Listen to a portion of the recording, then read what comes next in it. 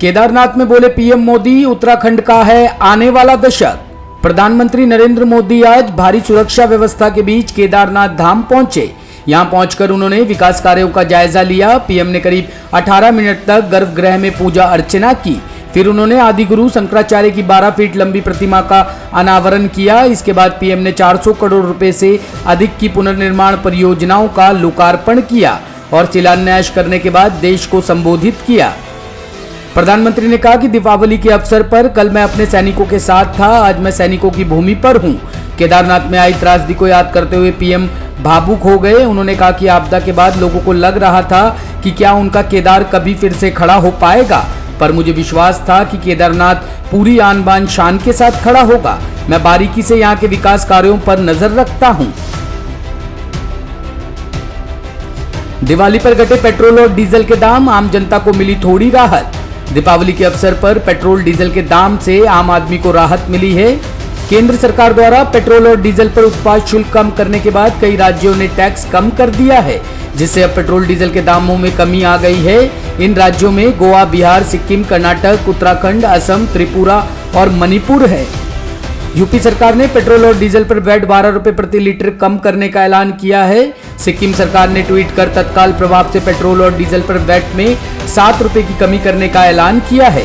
बिहार सरकार ने सबसे कम कटौती की है। बिहार सरकार ने पेट्रोल वैट पर 1 रुपए 30 पैसे और डीजल की कीमत पर 1 रुपए 90 पैसे की कटौती की है।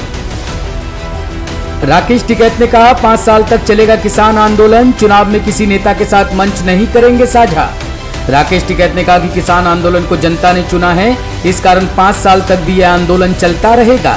मीडिया से बात करते हुए उन्होंने कहा कि देश का किसान आंदोलन छोड़कर कहीं नहीं जाएगा।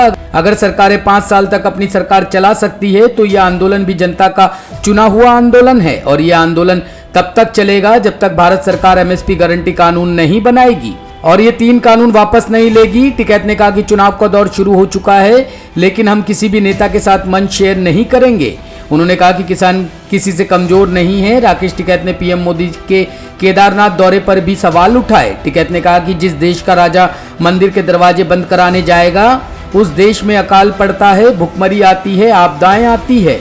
राजा को कपाट खुलने के समय पर जाना चाहिए, दरवाजा बंद कराने राजा को नहीं जाना चाहिए। बीजेपी के पूर्व मंत्री सहित कई नेताओं को किसानों ने मंदिर में बनाया बंधक, भारी पुलिस बल तैनात। रोहतक जिले के गांव किलोई में किसानों द्वारा पूर्व सहकारिता राज्य मंत्री और भाजपा नेता मनीष ग्रोवर सहित कई बीजेपी नेताओं को बंधक बनाए जाने का मामला और ज्यादा गंभीर होता जा रहा है। मौके पर भारी संख्या में पुलिस बल तैनात है, लेकिन किसान बंधक बनाए गए नेताओं को छोड़ने के लिए बिल्कुल राजी नहीं है। दरअसल बंधक बनाए गए सभी भाजपा नेता प्रधानमंत्री नरेंद्र मोदी के केदारनाथ के कार्यक्रम को लाइव देखने के लिए आयोजित एक कार्यक्रम में पहुंचे थे। यहां किसानों ने केंद्र सरकार द्वारा लाए गए 3 कृषि कानूनों के विरोध में नेताओं को बंधक बना लिया। मौके पर तनाव को देखते हुए अन्य जिलों से पुलिस फोर्स बुलाई गई है। किलोई गांव स्थित मंदिर में हालात तनावपूर्ण बने हुए हैं। भाजपा नेता मनीष ग्रोवर को मंदिर से निकलने के लिए सोनीपत से भी पुलिस पहुंची है। किसान चाहते हैं कि बीजेपी नेता मनीष ग्रोवर उनसे माफी मांगे, वह इसी मांग पर अड़े हुए हैं। श्रीनगर के एस्किम्स मेडिकल कॉलेज में सुरक्षा बलों पर हमला, फायरिंग कर फरार हुए आतंकी। श्रीनगर में एक बार फिर से आतंकियों ने सुरक्षा बलों को निशाना बनाने की कोशिश की है। आतंकवादियों ने श्रीनगर के बेमिना में SKIMS मेडिकल कॉलेज अस्पताल में सुरक्षा बलों पर फायरिंग की है। हालांकि हमले में किसी के हताहत होने की कोई सूचना नहीं है। फिलहाल सुरक्षा बलों ने इलाके की घेराबंदी कर दी है और सर्च ऑपरेशन चल रहा है। पुलिस ने बताया कि गोलियों की आवाज से इलाके में अफड़ा तफड़ी का माहौल बन गया। ऐसे में मौके का फायदा उठाकर आतंकी वारदात को अंजाम देकर फरार होने में सफल रहे। सुरक्षा बलों का कहना है कि हमलावर आसपास ही कहीं छिपे होंगे, उन्हें ढूंढने के लिए सर्च ऑपरेशन चलाया हुआ है। ब्यूरो रिपोर्ट, टीम तफ्तीश न्यूज।